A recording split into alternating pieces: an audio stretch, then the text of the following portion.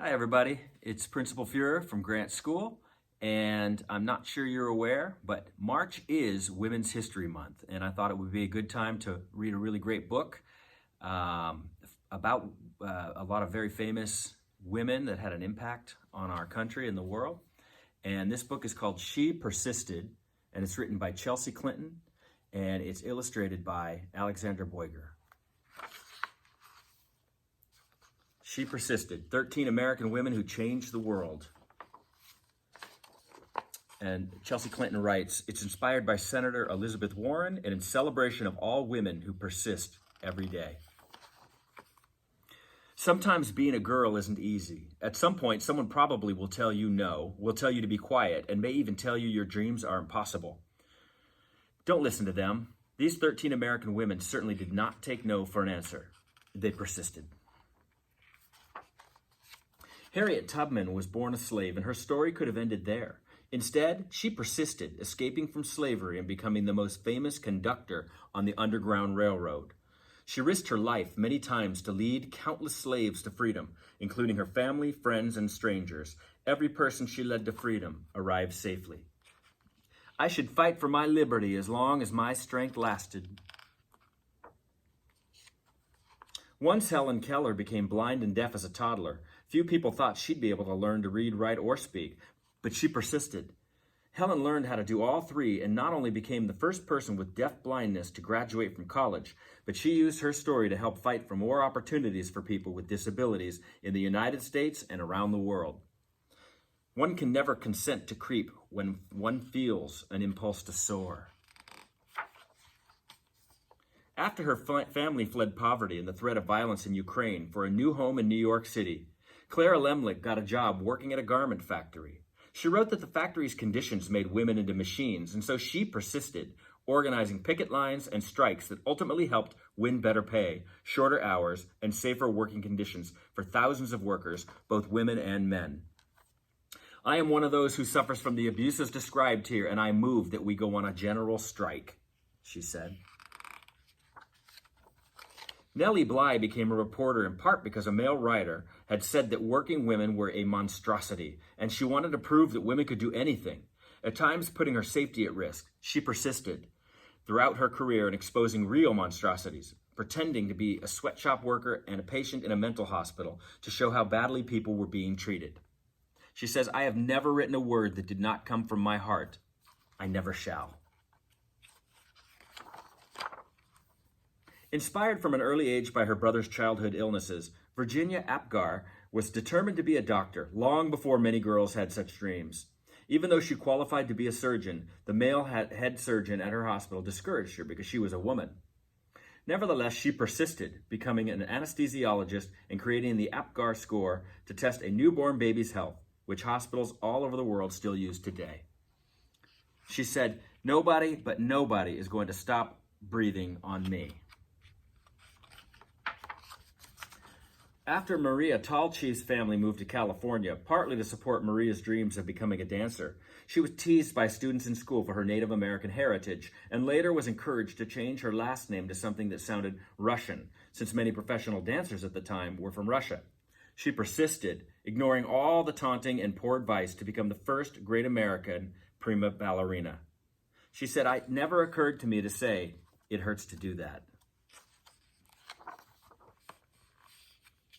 As a 15-year-old riding a bus home from the school in Montgomery, Alabama, Claudette Colvin was expected to give up her seat to a white woman just because she was African American. In her refusal to get up, she persisted in taking a stand for what's right, helping to inspire Rosa Parks to make the same choice 9 months later, an act many point to as the starting modern civil rights movement. She says, I knew then and I know now that when it comes to justice, there is no easy way to get it. You can't sugarcoat it. You have to take a stand and say, this is not right. When Ruby Bridges was in kindergarten, many schools across America, particularly in the South, still refused African American students their equal right to an education. Ruby wouldn't be treated like a second-class student, and she persisted, walking for weeks past angry, hateful protesters to integrate an all-white elementary school in New Orleans. And Ruby said, that fateful walk to school began a journey, and we all must work together to continue moving forward. As the first woman to serve as both a U.S. representative and a U.S. senator, Margaret Chase Smith could have let that fact alone be her legacy. Instead, she persisted in championing women's rights and more opportunities for women in the military, standing up for free speech and supporting space exploration. The head of NASA once noted that we wouldn't have put a man on the moon without Margaret. Margaret said, "The right way is not always the popular and easy way. Standing for right when it is unpopular is a true test of moral character." Sally Ride always believed women could succeed in any math or science career. Although not everyone agreed, she persisted and she became the first American woman in space. But that wasn't enough for Sally. She traveled into space once more and then created science and engineering programs specifically for girls so she could help generations of young women achieve their dreams too, both on Earth and in outer space. Sally Ride said, "Young girls need to see role models in whatever careers they may choose, just so they can picture themselves doing these jobs someday. You can't be what you can't see." When as a kid, Florence Griffith Joyner visited her father in the Mojave Desert, he would urge her to run faster and faster, to run as fast as a jackrabbit. Even when she had to leave college to help support her family, she persisted in her training on the track, then went back to school and got faster and faster. Her unbroken world records in the 100-meter and 200-meter sprints set at the 1988 Summer Olympics mean she is still the fastest woman ever. When anyone tells me I can't do anything, I'm just not listening anymore, she said.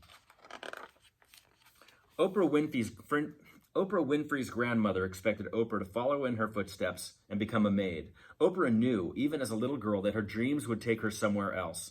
She persisted in turning those dreams into her reality and became a media superstar, working in movies, books, magazines, theater, and most of all television, where the Oprah Winfrey Show remains the highest-rated talk show of all time. And Oprah said, "The biggest adventure you can ever take is to live the life of your dreams."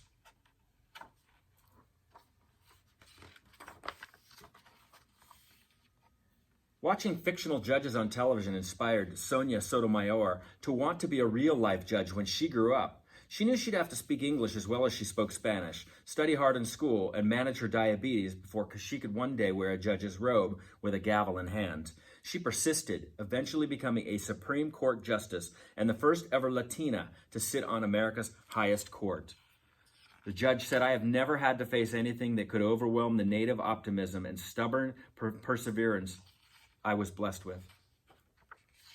So, if anyone ever tells you no, if anyone ever says your voice isn't important or your dreams are too big, remember these women. They persisted, and so should you. I hope you enjoyed that story about all these amazing women in our history.